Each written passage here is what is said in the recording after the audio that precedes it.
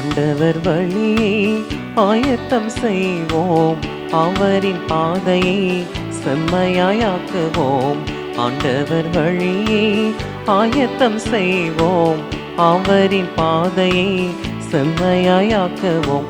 செல்லுவோம் செல்லுவோம், அவர் வழியில் நாம் செல்லுவோம்.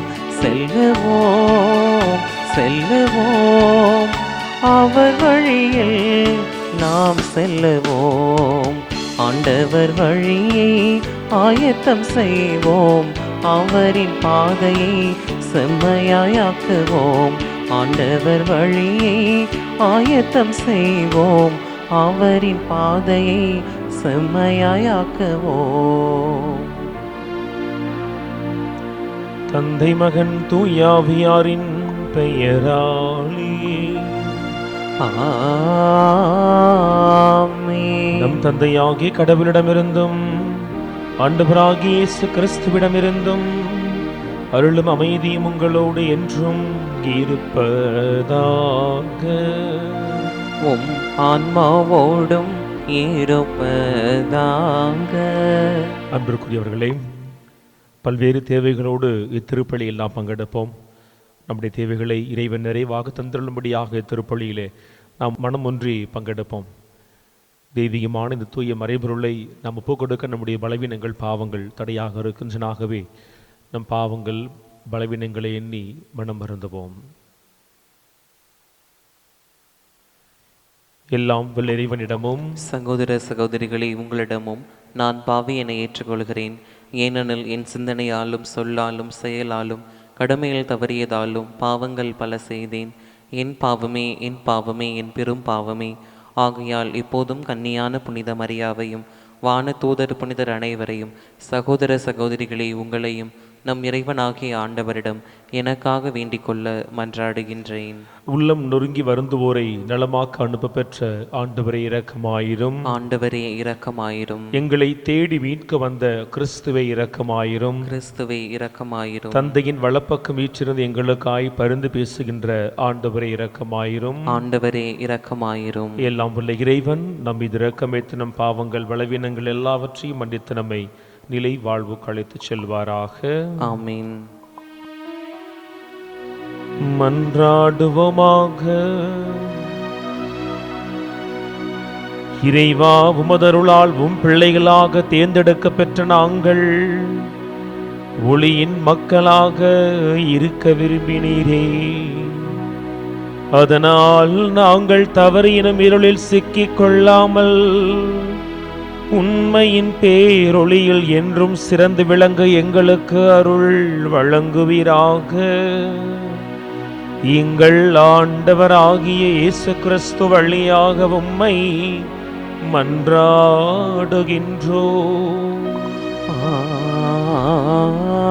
ஆமென். என் மக்களாகிய இஸ்ரவேலிடம் சென்று இறைவாக்கு உரைத்திடு. இறைவாக்கினர் ஆமோஸ் நூலிலிருந்து முதல் வாசகம். அதிகாரம் 7 இறை வார்த்தைகள் 10 தொடங்கி 17 முடிய. அந்நாட்களில் பெத்தேலின் குருவாகிய அமர்ச்சியா என்பவன் இஸ்ரேலின் அரசன் எரபாவுமுக்கு இவ்வாறு சொல்லி அனுப்பினான். இஸ்ரேல் வீட்டாரிடையே ஆமோஸ் உமக்கு எதிராக சதி செய்கிறான். அவன் சொல்வதையெல்லாம் இந்த நாட்டால் தாங்க முடியவில்லை. ஏனெனில் எராபாவாம் வாளால் மடிவான். அவனது நாட்டை விட்டு இஸ்ரேல் அடிமையாய் கொண்டு போகப்படும் என்று ஆமோஸ் சொல்கிறார். பின்பு அமர்ச்சியா ஆமோஸை பார்த்து, காட்சி காண்பவனே, எங்கிருந்து போய்விடு, யூதாவின் நாட்டுக்கு ஓடிவிடு. அங்கே போய் இறைவாக்கு உரைத்து உன் பிழைப்பை தேடிக்கொள். பெத்தேலில் இனி ஒருபோதும் இறைவாக்கு உரைக்காதே. ஏனெனில் இது அரசின் புனித இடம், அரசுக்குரிய இல்லம் என்று சொன்னான். ஆமோஸ் அதற்கு மறுமொழியாக அமர்ச்சியாவை பார்த்து கூறினான், நான் இறைவாக்கினன் இல்லை, இறைவாக்கினர் குழுவில் உறுப்பினனும் இல்லை. நான் ஆடு மாடு மேய்ப்பவன், காட்டு அத்திமர தோட்டக்காரன். ஆடுகள் ஓடிக்கொண்டு போன என்னை ஆண்டவர் தேர்ந்தெடுத்து என் மக்களாக இஸ்ரேலிடம் சென்று இறைவாக்கு உரைத்திடு என்று அனுப்பினார். எனவே இப்பொழுது ஆண்டவரின் வாக்கை கேள். இஸ்ரேலுக்கு எதிராக இறைவாக்கு உரைக்காதே. ஈசாக்கின் வீட்டாருக்கு எதிராக பேசாதே என்று நீ சொல்கிறாய்.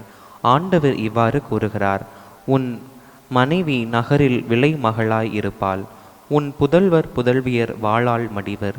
உன் நிலபுலம் பங்கு போட்டு கொள்ளப்படும். நீயோ புனிதமற்ற நாட்டிலே மாண்டு போவாய். இஸ்ரேல் தன் நாட்டுக்கு வெளியே அடிமையாய் கொண்டு போகப்படும். ஆண்டவரின் அருள்வாக்கு. இறைவனுக்கு நன்றி. பதிலுரை பாடல். திருப்பாடல் 19 பல்லவி. ஆண்டவரின் நீதி நெறிகள் உண்மையும் நீதியுமானவை. ஆண்டவரின் நீதி நெறிகள் உண்மையும் நீதியுமானவை. ஆண்டவரின் நீதி நெறிகள் உண்மையும் நீதியுமானவை. ஆண்டவரின் திருச்சட்டம் நிறைவானது, அது புத்துயிர் அளிக்கின்றது.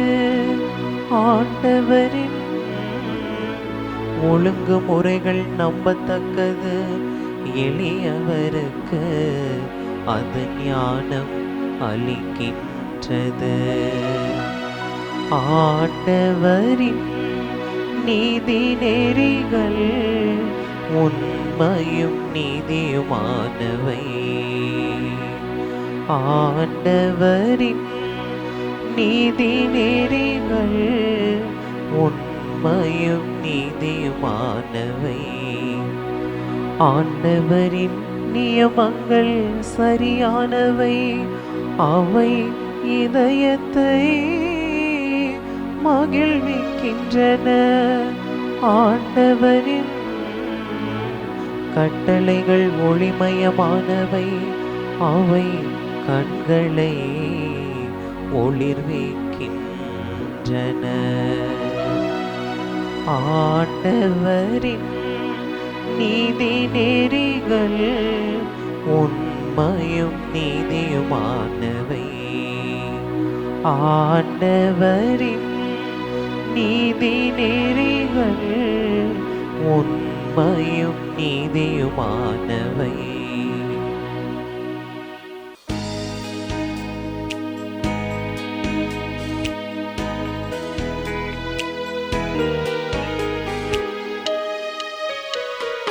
அல்லேலூயா அல்லேலூ அல்லேலூயா அல்லேலூ அல்லேலூயா அல்லேலூ அல்லேலூயா அல்லேலூ அல்லேலூயா அல்லேலூ அல்லேலூயா அல்லேலூயா அல்லேலூயா. கிறிஸ்துவின் வழியாக உலகினை தம்மோடு ஒப்புரவாக்கினார். அவரே அந்த ஒப்புரவு செய்தியினை எங்களிடம் ஒப்படைத்தார். அல்லேலூயா அல்லேலூயா அல்லேலூ அல்லேலூயா அல்லேலூ அல்லேலூயா அல்லேலூ அல்லேலூயா அல்லேலூ அல்லேலூயா அல்லேலூ அல்லேலூயா அல்லேலூயா அல்லேலூயா. ஆண்டவர் உங்களோடு இருப்பாராக. உம் ஆன்மாவோடும் இருப்பாராக. மத்தேயு எழுதிய தூய நற்செய்தியிலிருந்து வாசகம். ஆண்டவரே மாட்சி உமக்கே. அக்காலத்தில் இயேசு படகேறி மறுகரைக்கு சென்று தம் சொந்த நகரை அடைந்தார். அப்பொழுது சிலர் முடக்குவாதமுற்ற ஒருவரை கட்டிலில் கிடத்தி அவரிடம் கொண்டு வந்தனர். இயேசு அவர்களுடைய நம்பிக்கையை கண்டு முடக்குவாதமுற்றவரிடம், மகனே, துணிவோடு இரும், உம் பாவங்கள் மன்னிக்கப்பட்டன என்றார். அப்பொழுது மறைநூல் அறிஞர்கள் சிலர், இவன் கடவுளை பழிக்கிறான் என்று தமக்குள் சொல்லிக் கொண்டனர்.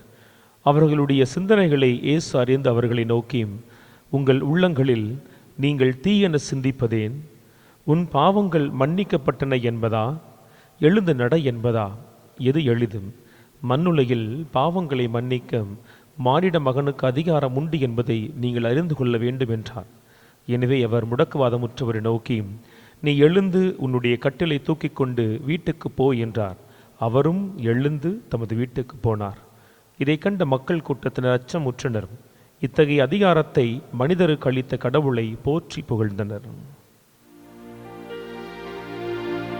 ஆண்டவரின் அருள்வாக்கு. கிறிஸ்துவே உமக்கு புகழ். ஆண்டவர் இயேசுவில் பிரியமானவர்களே, உண்மையான ஊழியத்தை, உண்மையான ஊழியரை எப்படி இந்த திரு அவை பார்க்க வேண்டும் என்கின்ற தெளிவை இன்றைய நாளில் இறை வார்த்தைகள் கொடுப்பதாக நான் பார்க்கிறேன். ஊழியரையும் ஊழியத்தையும் ஒரு நாளும் பிரித்து பார்க்கவே முடியாது. நீங்கள் மேற்கத்திய சிந்தனைகளை வாசிக்கிற பொழுது அல்லது கேட்கிற பொழுது இங்கே ப்ரைவேட் லைஃப், பப்ளிக் லைஃப் ரெண்டு இருக்கும். ஒருவர் மிகப்பெரிய குடிகாரனாக இருக்கலாம் தன் தனிப்பட்ட வாழ்க்கையில். ஆனால் குடிப்பழக்கத்தை தவிர்க்க வேண்டும் என சொல்லி அவர் ஒரு மிகச்சிறந்த புத்தகத்தை எழுதுகிற பொழுது அந்த புத்தகம் விற்பனையாகும். அவர்களை பொறுத்தவரை அவர் தனிப்பட்ட வாழ்க்கை எனக்கு தேவையில்லை, அவர் கருத்துக்கள் போதும்.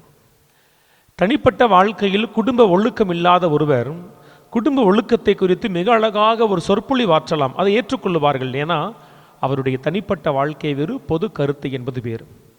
நம்முடைய மண்ணில் பார்க்கிற பொழுது இந்த இரண்டையும் நாம் பிரித்து பார்க்கவே முடியாது. எதை போதிக்கிறோமோ அதை வாழ வேண்டும், எதை வாழ்ந்து காட்டுகிறோமோ அதை போதித்து காட்ட வேண்டும். அவர்கள்தான் சிறப்புள்ளவர்களாக இயல்பான சமூகம் ஏற்றுக்கொள்ளும். இன்றைய இளைய சமூகத்தில் அந்த பார்வை குறைவு. இது கவர்ச்சியான சமூகம். தனிப்பட்ட வாழ்க்கையில் எப்படி இருந்தாலும் பொது வாழ்க்கையில் அவர் எதை வேண்டுமானாலும் போதிக்கலாம். அது அரசியல் தலைவர் என்றாலும் ஆளுகின்ற தலைவர் என்றாலும் தேவையில்லை. அந்த மேற்கத்திய உடை, மேற்கத்திய உணவு, மேற்கத்திய நாகரிகத்தை போல மேற்கத்திய உணர்வும் ஊடுருவுகின்ற ஒரு பாதிக்கப்பட்ட தலைமுறை தான் இன்றைய தலைமுறை. இந்த சூழலில்தான் இந்த ஊழியனையும் ஊழியத்தையும் பார்க்க வேண்டும். அவருடைய போதனை அவருடைய வாழ்க்கையிலிருந்து ஊற்றெடுக்க வேண்டும். அவருடைய வாழ்க்கை போதனையாய் மாற வேண்டும். இயேசுவினுடைய வாழ்க்கை அப்படிதான், இரண்டும் பிரிக்கப்பட முடியாத ஒன்று. ஆக உண்மை ஊழியன், உண்மை ஊழியர் ஒருபுறம், உண்மைக்கு புறம்பான ஊழியன், உண்மைக்கு புலம்பான ஊழியத்தை செய்கிற மனிதர் ஒருபுறம். இந்த ரெண்டையும் பார்க்கிறோமே. ஒரு மனிதன் கடவுளுக்கு உண்மையாக இல்லை அப்படின்னு சொன்னா அவருக்குரிய பரிசு என்ன என்பது கடவுள் சொல்லுகிறார். அன்பர்களே, நான் ஏற்கனவே ஒரு முறை குறிப்பிட்டு இருக்கிறேன், கடவுளுக்கு ஊழியம் செய்வதை மட்டும் எவரும் ஒரு நாளும் தீர்மானிக்கவே முடியாது. என் மகன், என் மகள் கடவுளுக்குரிய ஊழியக்காரனாய் மாறுவான் என சொல்லி ஆசைப்படலாம், நான் மாறுவேன் என சொல்லி ஆசைப்படலாம். ஆனால் முடிவெடுக்கிறவர் ஆண்டவர் தான். ஆண்டவருடைய பலிபீடத்தின் அருகில் நின்று அவர் சார்பாக பலியுப்பு கொடுக்கிறார், அல்லது ஆண்டவருடைய நாமத்தில் பணி செய்கிற அந்த பாக்கியத்தை கடவுள் தீர்மானிக்க வேண்டும். எத்தனை குடும்பங்களில், மிகப்பெரிய பணக்கார குடும்பங்களில் ஒரு ஊழியர் இல்லாத குடும்பம் இருக்கு தெரியுமா? அவர்கள் எவ்வளவு நினைத்தாலும் கடவுள் விரும்ப வேண்டும். அப்படி கடவுள் விரும்பி ஒரு மனிதனை அழைக்கிற பொழுது அவர் தன் பாதையில் மாறினார் அப்படின்னு சொன்னா அவருக்குரிய தண்டனையை நிச்சயம் ஆண்டவர் கொடுப்பார். நீங்கள் சவுல் வாழ்க்கையிலே பாருங்களே, அவர் தேர்ந்தெடுத்த முதலில் அரசனாய் அருள்பொழிவு செய்து அரியணைகளை அமர வைக்கிறார்.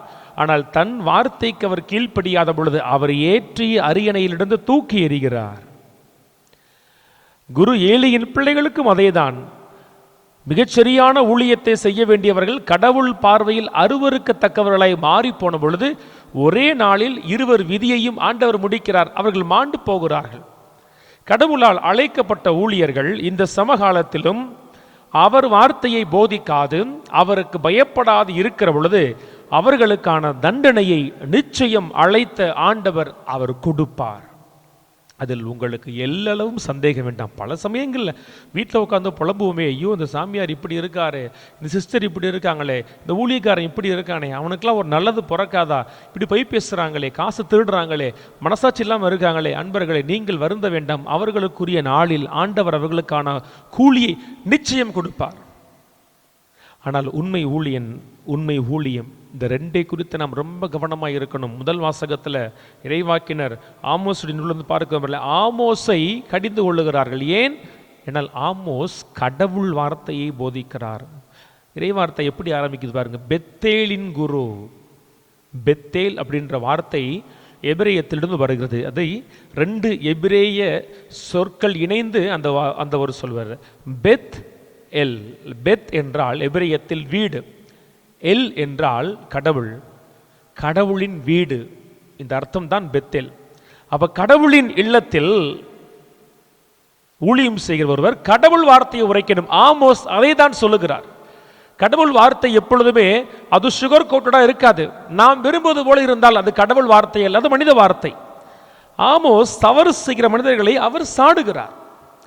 அவர் தன் வார்த்தையை சொல்லவில்லை, கடவுள் சென்று எந்த வார்த்தையை உரைக்க சொல்லுகிறாரோ அதை அவர் உரைக்கிறார். அப்படி அவர் உரைக்கிற பொழுது அவருக்கு எதிராய் கலக குரல் வருது, அவருக்கு எதிராய் ஒரு கூட்டம் எழுகிறது. நீ இங்கிருந்து ஓடி போயிரு. நற்செய்தியிலும் அதேதான். இயேசு முடக்குவாதம் முற்றவனை குணப்படுத்துகிற பொழுது இவன் கடவுளை பழிக்கிறான் அப்படின்னு சொல்லி அவர் மேல ஒரு குற்றச்சாட்டை சுமர்த்துகிறார்களே. 2 உண்மையான ஊழியன், ஆமோஸ் பழைய ஏற்பாட்டில், இயேசு புதிய ஏற்பாட்டில்.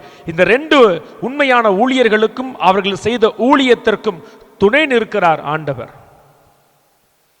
உண்மையிலேயே இயேசுவினுடைய வார்த்தை கடவுளை பழித்துரைப்பதாக இருந்தால் முடக்குவாதமுற்றவனை பார்த்து நீ எழுந்து நட அப்படின்னு சொன்ன பொழுது அவன் எழுந்து நடக்காமல் நடந்திருப்பான். ஆண்டவர் இயேசுவை ஏற்றுக்கொள்ளுகிறார், அவர் வார்த்தையை ஏற்றுக்கொள்ளுகிறாகவே தான் முடங்கி கிடந்தவன் எழுந்து நடக்கிறான். ஆமோஸ் நீதியின் இறைவாக்கினர், தன் வார்த்தைக்காய் போராடி இருந்தால் இறந்து போயிருப்பார். கடவுள் வார்த்தையை சொன்னார், கடவுள் அவருக்கு துணையாக இருக்கிறார். பாருங்கள், தவறு செய்த பொழுது எந்த கடவுள் தன் ஊழியரை தண்டிச்சாரோ அதே கடவுள் உண்மையான ஊழியத்தை தன் இல்லத்தில் செய்கிற பொழுது அவர்களை அவர் பாதுகாக்கிறார். அன்பு மக்களே, நம்முடைய மனதில் இந்த ஒரு அழகான ஒரு தெளிவு பிறக்க வேண்டும். நான் யாருக்கு எதிராக இருக்கிறேன், எதற்கு எதிராக இருக்கிறேன்? என் மத்தியில் பணி செய்கிற ஒருவன் அவன் தனிப்பட்ட சுயலாபத்தை சார்ந்து செயல்படுகிறான். அவன் தனிப்பட்ட விதத்தில் பணத்தையும் பொருளையும் கொள்ளையடிக்கிறான். அவன் பெத்தேல் என சொல்லப்படக்கூடிய கடவுளின் இல்லமாகிய என் ஆலயத்தில், என் பங்கு ஆலயத்தில், என் பங்கு எல்லையில் அவன் கடவுளுக்கு எதிரானதை செய்கிறான்னு சொன்னா நாத்தானை போல போய் சொல்லணும், நீ செய்யறது தப்பு யான்னு சொல்லி கடவுள் உங்களை பயன்படுத்துகிறார்னு அர்த்தம். ஆனால் ஒரு மனிதன் எனக்கு பிடிச்ச மாதிரி பேச மாட்டானே, எனக்கு பிடிச்ச மாதிரி செயல்படுகிற மாட்டானே, நான் காலங்காலமாய் செய்ததற்கு எதிராய் நிற்கிறானே, நாங்கள் செய்து பழகி போன எங்கள் மனதிற்கு, எங்கள் செவிக்கு, எங்கள் கண்களுக்கு பிடித்ததை அவன் வழிபாட்டை முன்னெடுக்க மாட்டேங்கிறானே, இவன் எனக்கு வேணான்னு சொல்லி அவருக்கு எதிராய் நீங்கள் உங்கள் வார்த்தைகளை உதிர்க்கிற பொழுது, அவருக்கு எதிராய் உங்கள் பாதங்கள் திரும்புகிற பொழுது, அன்பர்களே, நீங்கள் கடவுளுக்கு எதிராய் நிற்கிறீர்கள். அவ்வளவுதான். கடவுளுடைய ஊழியனுக்கு எதிராய் நிற்கிறீர்கள். கடவுள் அவர் தேர்ந்து கொண்ட ஊழியர்கள் சார்பாய் வந்து நிற்பார். தன் பிள்ளைகளை பார்த்து ஏளி சொல்லுவாரே, நீ மனுஷனுக்கு எதிராக தப்பு பண்ணுகிற பொழுது உனக்காய் கடவுளிடத்தில் போய் பரிந்து பேசலாம். நீ கடவுளுக்கு எதிராக தானேயா இருக்கிற, யார்கிட்ட பொய்யா உனக்காய் பேசுறதுன்னு தன் பிள்ளைகளை குறித்து அவரை புலம்புவாரே. இன்னைக்கு இந்த வார்த்தை முக்கியம். மிக ஆத்மார்த்தமாய் உண்மையாய் கடவுளுடைய வார்த்தைக்கு, கடவுள் ஊழியத்திற்கு எவர் இருக்கிறாரோ அவருக்கு நாம் சார்பாய் இல்லாட்டியும் அவருக்கு எதிராக இருக்கக்கூடாது. ஒரு சாமியாரா இருக்கிறதால இதை அவர் பிரசங்கத்தில் சொல்லுறாரு, கிடையவே கிடையாது. எத்தனை குடும்பங்களில், எத்தனை கிராமங்களில், எத்தனை பங்குத்தலங்களில் ஏதோ சாமியாரை ஜெயிச்சிட்டேன்னு நினைக்கிறாங்க. என்ன பிரயோஜனம்? என்ன பிரயோஜனம்? அந்த ஊரில் பணி செய்வதற்காக அவர் அனுப்பப்பட்டிருக்கிறார். அவர் தேர்ந்தெடுத்து வரவில்லை. அவரை அனுப்பியது ஆண்டவர்னு சொன்னா அவர் ஊழியம் தப்பா இருக்குது, அந்த மனுஷன் தப்புன்னு சொன்னா கடவுள் அவரை பார்த்துக் கொள்வார். ஆனால் அவர் மிகச் சரியா இருக்கிற பொழுது எனக்கு அவர் பண்றது பிடிக்கலன்னு சொல்லி உங்கள் குடும்பத்தின் விருப்பு வெறுப்புகளை, உங்கள் உடன் பிறந்த சகோதர சகோதரியுடைய விருப்பு வெறுப்புகளை கொண்டு வந்து நீங்கள் அந்த உண்மை ஊழியருக்கு எதிராக இருக்கிற பொழுது குறித்து வைத்துக் கொள்ளுங்கள். ஒன்றுமில்லாமல் ஆக்குவார் கடவுள், ஒன்றுமில்லாமல் ஆக்குவார். பல பேருக்கு தெரிய மாட்டேன். 2 குடும்பத்துக்குள்ள பிரச்சனை வரப்ப அவனை எடுத்து நின்று ஜெயிச்சிட்டேன், அந்த குடும்பத்துக்கு எதிராக கேஸ் போட்டேன் ஜெயிச்சிட்டேன், இந்த குடும்பத்தில் அவனை அடிச்சேன் ஜெயிச்சிட்டேன், நாங்களாம் கூடி போய் நின்னோம் பயந்துட்டானுங்க. இந்த மனித கணக்கோடு ஊழியனுக்கு முன்னால் வருவாங்க. நான் மிக சமீபத்தில் எங்கள் ஆயர் இல்லத்தில் ஒரு அருள் தந்தையோடு பேசிக் கொண்டிருந்தேன். அவர் அந்த பங்கிலே ஊழியம் செய்து கொண்டிருந்தார். அப்படி செய்கிற பொழுது ஒரு அநியாயமான காரியம், ஆனால் அதற்கு அந்த பங்கு தந்தை இணங்கி போக வேண்டும் என சொல்லி அவர் வற்புறுத்துறாங்க. அவர் சொல்லுகிறார், எனக்கு இதில் உடன்பாடு இல்லை, விருப்பம் இல்லை, நீங்கள் பார்த்து முடிச்சுக்கோங்க, ஏன் பக்கிட்டு வராதிங்க. சண்டை போடுற 2 பேருமே என் பங்கை சார்ந்தவர்களா இருக்கீங்க. நான் எது சரி எது தப்புன்னு சொல்லிட்டேன், ஆனால் நீங்கள் கேட்டுக்கிற மாதிரி தெரியல, தேசியட்ட வராதிங்க, நீங்களே பார்த்துக்கோன்னு சொன்ன பொழுது இந்த பங்கு சாமியார் நம்ம கூட நிற்பார்னு சொல்லி எதிர்பார்த்து வந்த கூட்டம் அவரை பார்த்து மிக மோசமான ஒரு வார்த்தையில் அவரையும் அவருடைய தாயையும் திட்டியிருக்காங்க. மிக வேதனையோடு பகிர்ந்து கொண்டார். நான் சொன்ன, வருத்தப்படாதீங்க சாமி, வருத்தப்படாதீங்க, அந்த வார்த்தை உங்களுக்கானதல்ல.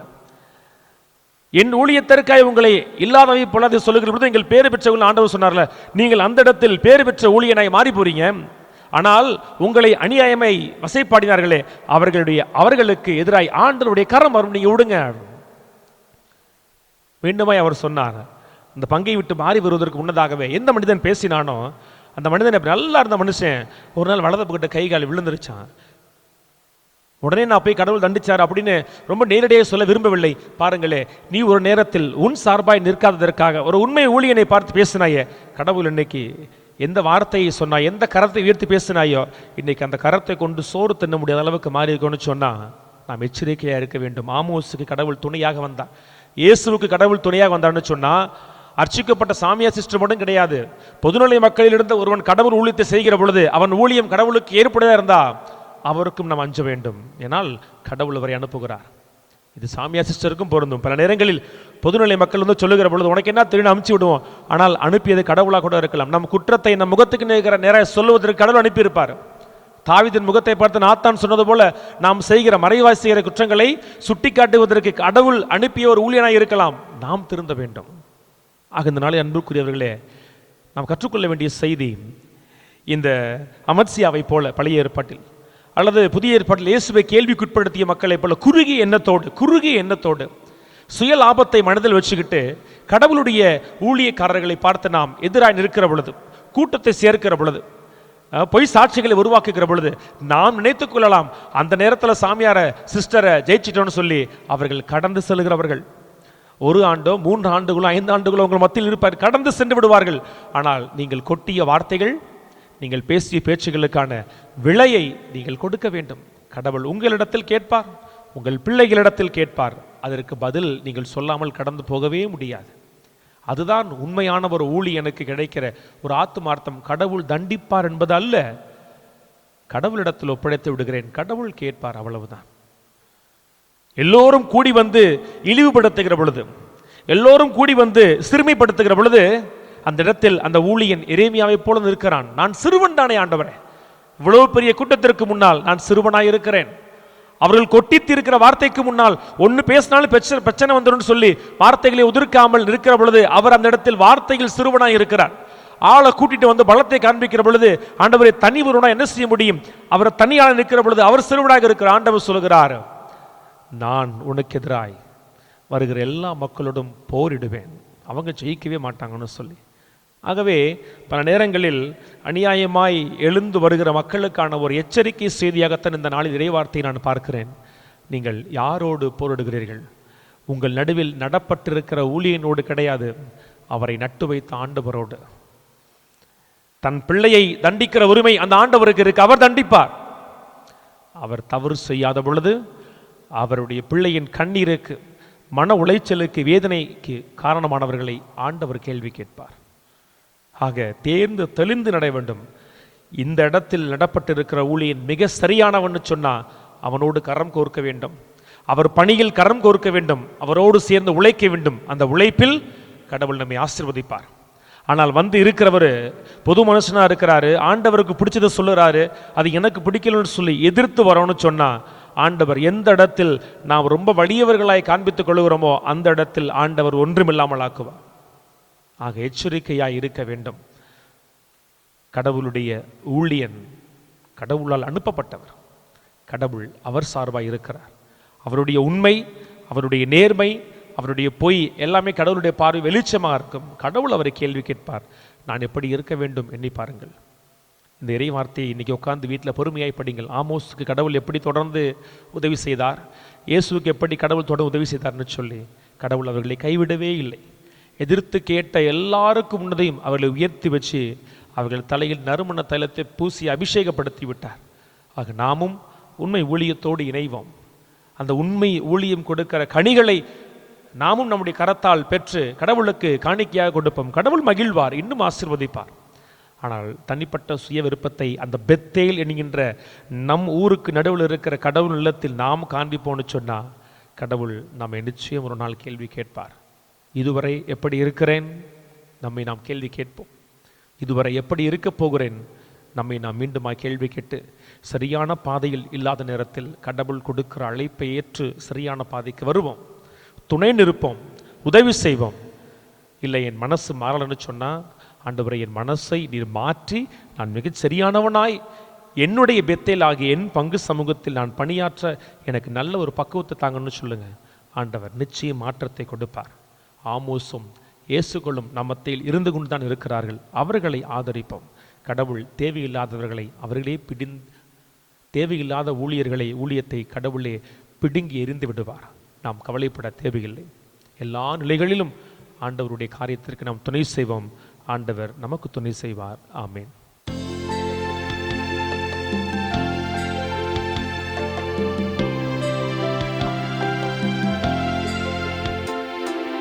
நானே ஒரு காணிக்கை பொருளாக உன் பீடத்தில் முன் வந்தேன் பணிவாக, தந்தையே ஏற்பாயோ பலியாக. நானே ஒரு காணிக்கை பொருளாக உன் பீடத்தின் முன் வந்தேன் பணிவாக, தந்தையே ஏற்பாயோ பலியாக. அந்த உறவுகளே, உங்களுடையதும் என்னுடையதுமான இப்பலி எல்லாம் வல்ல வானக தந்தைக்கு ஏற்றதாகும்படி மன்றாடுங்கள். ஆண்டவர் தமது பெயரின் புகழ்ச்சிக்காகவும் மாட்சிக்காகவும் நமது நன்மைக்காகவும் புனித திரு அவை அனைத்து நலனுக்காகவும் உமது கையிலிருந்து இப்பலியை ஏற்றுக்கொள்வாராக. இறைவா, நீரே அருள் கூர்ந்து ஏற்பாடு செய்யும் மறை நிகழ்வுகள் எங்களுக்கு நற்பயன் அளிக்க உம்மை வேண்டுகின்றோம். அதனால் எங்கள் பணியின் புனித காணிக்கைகள் உமக்கு ஏற்றவையாய் இருப்பனவாக. எங்கள் ஆண்டவர் ஆகிய இயேசு கிறிஸ்து வழியாக உம்மை மன்றாடுகின்றோம். ஆமென்.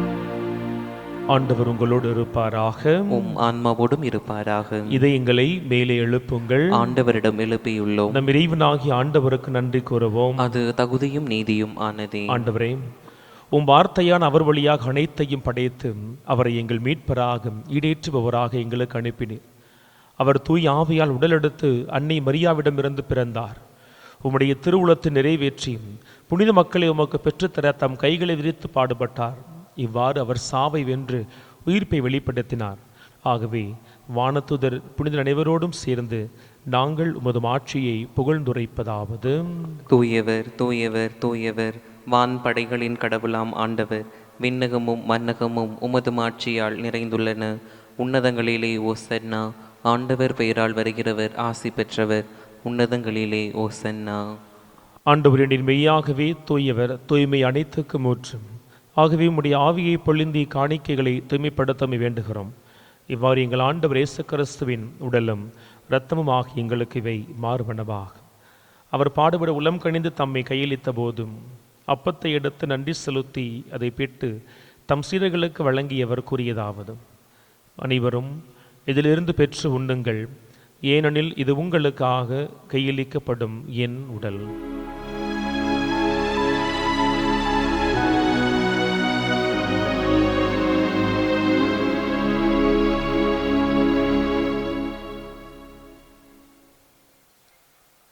அவன் நம்மை இரவு விருந்தை அருந்திய பின் கிண்ணத்தையும் எடுத்து மீண்டும் உமக்கு நன்றி கூறி தம் சீடர்களுக்கு வழங்கியவர் கூறியதாவது: அனைவரும் இதிலிருந்து பெற்று பருகுங்கள், ஏனெனில் இது புதிய நிலையான உடன்படிக்கைக்குரிய என் இரத்தத்தின் கிண்ணம். இது பாவ மன்னிப்புக்கென்று உங்களுக்காகவும் பலருக்காகவும் சிந்தப்படும். இதை என் நினைவாக செய்யுங்கள்.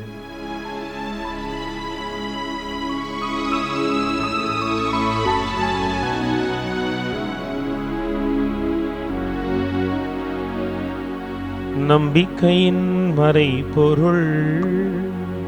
ஆண்டவரே, நீர் வருமளவும் உமது இறப்பினை அறிக்கையிடுகின்றோம், உமது உயிர்ப்பினையும் எடுத்துரைக்கின்றோம். ஆகவே ஆண்டவரே, நாங்கள் கிறிஸ்துவின் இறப்பினையும் உயிர்ப்பினையும் நினைவு கூர்ந்தும் வாழ்வு தரும் அப்பத்தை மீட்பளிக்கும் கிண்ணத்தை உமக்கு ஒப்புக் கொடுக்கிறோம். உம் திருமுன் நின்று உமக்கு ஒளியும் புரிய தகுந்தவர்களா எங்களை ஏற்றுக்கொண்டீர். எனவே உமக்கு நன்றி செலுத்துகிறோம். மேலும் கிறிஸ்துவின் உடலிலும் இரத்தத்திலும் பங்கு கொள்ளும் எங்களை தூய் ஆவியார் ஒன்று சேர்த்துள்ளபடியாக உம்மை தாழ்மையோடு மன்றாடுகிறோம். ஆண்டவரே, உலகெங்கும் பரவி இருக்கும் திரு அவை சிறப்பாகும் எங்கள் திருத்தந்தை சிங்கராயர், எங்கள் ஆயர் ஆரோக்கியராஜ், எல்லா திருநிலையாய் அனைவரோடும் உமது திரு அவை அன்பில் நிறைவு பெறச் செய்தருளும். மேலும் ஈர்த்தலும் எதிர்நோக்குடன் தொழில்களும் எங்கள் சகோதர சகோதரிகளையும் இறந்தோர் அனைவரையும் இரக்கத்துடன் நினைவு கூர்ந்தும் உமது திருமுக ஒளியினுள் ஏற்றருளும். எங்கள் அனைவர் மீதும் இரக்கமாயிரும். கடவுளின் கன்னித்தாயான புனித மரியாம், அவருடைய கணவரான புனித யோசேப்பு, புனித திருத்தூதர்கள், இவ்வுலகில் நமக்கு உகந்தவராய் இருந்தவராகிய எல்லா புனிதரோடும் நாங்கள் நிலை வாழ்வில் பங்கு கொள்ளும் தகுதி பெற்றும் உம் திருமகனும் எங்கள் மீட்பெருமான இயேசு கிறிஸ்து வழியாக உம்மை புகழ்ந்திடும் வரம் வருள இறைஞ்சி மன்றாடுகிறோம். இவர் வழியாக இவரோடு இவரில் எல்லாம் வல்ல இறைவனாகிய தந்தையே, தூய ஆவியாரின் ஒன்றிப்பில் எல்லா புகழும் ஆட்சியும் என்றென்றும் உமக்கு உரியதே. ஆமென், ஆமென், ஆமென். மீட்பரின் கட்டளையினால் கற்பிக்கப்பட்ட இறை படிப்பினையால் பயிற்சி பெற்ற நாம் துணிந்து மன்றாடுவோம். விண்ணுலகில் இருக்கின்ற எங்கள் தந்தையே, உமது பெயர் தூயது என போற்ற பெறுக. உமது ஆட்சி வருக. உமது திருவுளம் விண்ணுலகில் நிறைவேறுவது போல மண்ணுலகிலும் நிறைவேறுக. எங்கள் அன்றாட உணவை இன்று எங்களுக்கு தாரும். எங்களுக்கு எதிராக குற்றம் செய்வோரை நாங்கள் மன்னிப்பது போல எங்கள் குற்றங்களை மன்னியும். எங்களை சோதனைக்குட்படுத்தாதேயும், தீமையிலிருந்து எங்களை விடுவித்தருளும். ஆண்டவரே, எங்கள் உள்ளங்களை உம்முடைய திருப்பாதம் ஒப்புக் கொடுக்கிறோம். பல்வேறு காரணங்களால் தவிர்த்திருக்கிற எங்கள் உள்ளத்திற்கு ஆண்டவரே, நீர் இந்த உலகம் தர முடியாத உண்மையான அமைதியை வழங்குவீராக. அந்த அமைதி எங்களோடு எந்நாளும் தங்கி இருந்து அது முழுமையாய் குடிகொண்டு எங்களுக்கு ஆறுதலை வழங்கட்டும். என்றென்றும் வாழ்ந்து ஆட்சி செய்கின்றவர் நீரே. ஆமீன். நம் ஆண்டவர் இயேசு கிறிஸ்துவினுடைய அமைதி உங்கள் அனைவரோடும் என்றும் இருப்பதாக. உம் ஆன்மாவோடும் இருப்பதாக. ஒருவருக்கொருவர் அமைதியை பகிர்ந்து கொள்வோம். உலகின் பாவங்களை போக்கும் இறைவனின் செம்மறியே, எங்கள் மேல் இரக்கமாயிரும். உலகின் பாவங்களை போக்கும் இறைவனின் செம்மறியே, எங்கள் மேல் இரக்கமாயிரும். உலகின் பாவங்களை போக்கும் இறைவனின் செம்மறியே, எங்களுக்கு அமைதியை அளித்தருளும். இது இறைவனின் செம்மறி, வானக தந்தையின் உண்மையான ஊழியன். இவரை போல நாமும் பிரமாணிக்கத்தோடு வாழ தேவையான பலனை திருவுடலாய் தர வருகிறார். இவருடைய திருவிருந்துக்கு அழைக்க பெற்ற நாம் அனைவரும் பேறு பெற்றவர்கள். ஆண்டவரே, நீர நிலத்தில் எழுந்தருள நான் தகுதியற்றவன். ஆனால் ஒரு வார்த்தை மட்டும் சொல்லியருளும், எனது ஆன்மா நலமடையும்.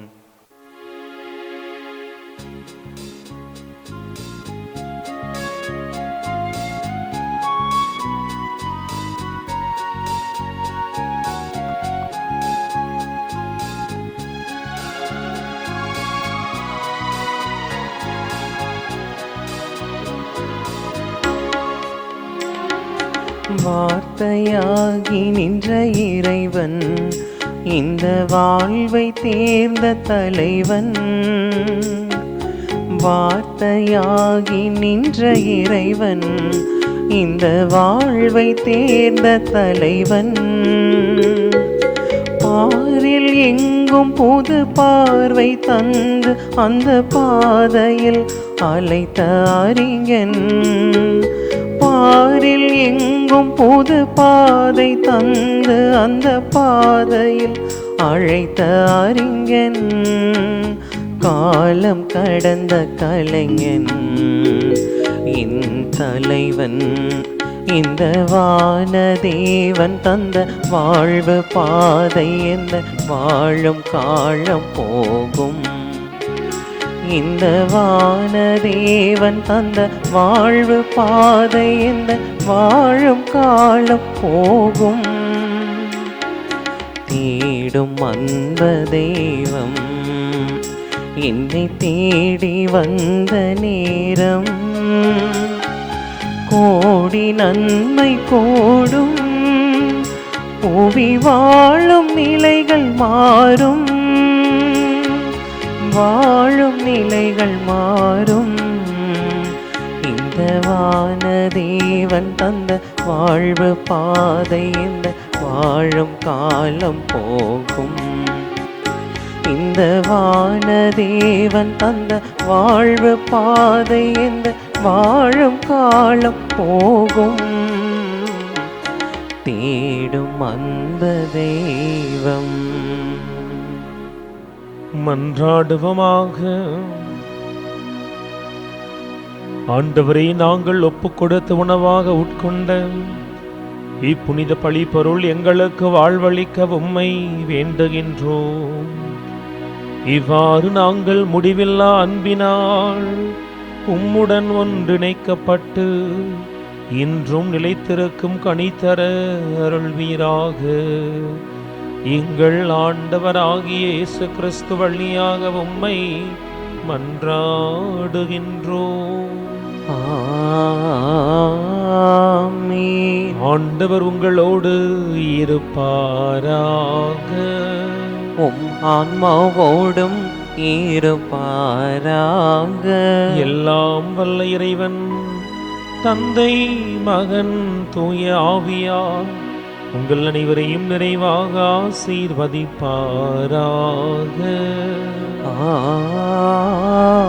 ஆமென். சென்று வாருங்கள், திருப்பலி நிறைவேறிற்று. இறைவனுக்கு நன்றி.